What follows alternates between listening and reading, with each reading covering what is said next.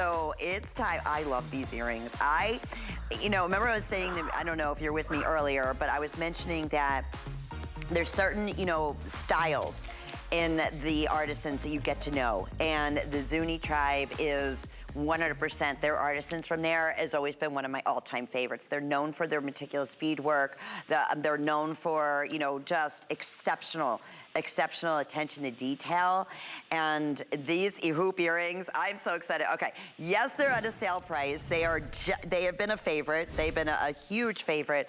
If we just reordered them every time possible, and again, it takes days and days to make a pair of earrings like this. I mean, look at the amount of turquoise, all custom. I want to show you, it goes all the way around this hoop. The hoop is 2¼ inches in length, so it's about 5 7/8 in the diameter on the inside. Look at how beautifully polished that silver is. This is those little beadworks and the detail I was saying the Zuni artisans are so well known for. So you bet if you get a sale price at $216 and 5 flex pays, $43 with your shipping and handling. They're just, I'm a hoop girl. If you're a hoop girl or you know somebody is, I promise you, they are gonna love these. You are not gonna find, it's really difficult, natural turquoise in fancy cuts, in a over 2-inch hoop, all precious metal and handmade at values like we're able to bring to you. So yes, please, if you will, Jen, talk us through. They look so gorgeous on you, Victoria. They frame the face, that blue is electric.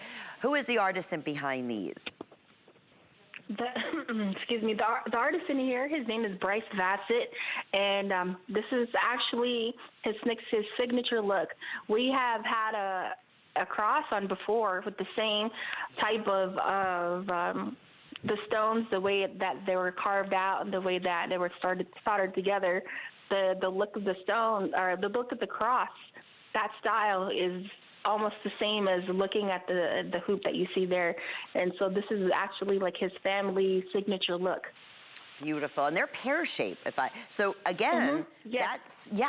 that's fancy cut. So it's like in terms of gemstones. When we talk about different gemstones, we'll say, well, we talk about rough, and if you think about a rough, stone, and if it has to become, it's easier to become an oval or a round shape than it is, let's say, for instance, a pear shape, like here, or a marquise, because when you think in terms of cutting it, there's a lot much more waste. So that's where it gets the term fancy, and then it becomes much more expensive. But you'll notice, this can only be done by hand. Even the casting, like if you see the way the pear shapes are set, all that solid backing in silver in the back here, holding it into place. They are not heavy whatsoever. They're super duper lightweight. I've been wearing them since the very beginning of the show.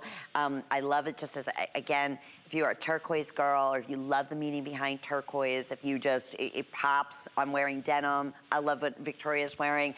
Just beautiful natural colors, like in grays, and it just, you know what? It elevates the mood. And I think, Jen, too, especially this time of the year, I'm from up north, right? I'm from the Philadelphia area, and I was just talking to my best friend the other day, and she, they're getting a big storm and so forth, and this is the time when I live there. And I love when people, say this, and people were saying this on Facebook earlier. We tend to, when it's, cold and it's gray and it's dreary, what do? We wear a lot of, the blacks and dark colors and grays and so forth, right? That was the time I loved pulling out turquoise more than ever, because then it just brightens you up, right? And yet the silver works back to anything that you're wearing. But honestly, so, it's just like kind of that, oh yeah, this is what I needed. I wanted that something just to make the outfit, and that's that kind of earring. And I always say, when in doubt, if you're not sure, and I've talked about this so many times, but I don't know how many times because I sell so much jewelry here at HSN, I don't wear a lot of jewelry when I come out to work, and a lot of times I just, forget to even put it on. But one thing I will never forget is earrings. I won't. It's the funniest thing. I'm lost without earrings. So yeah, for those of us who love, love, love unique, specialty, custom, these are not, these are like, they're handcrafted for you.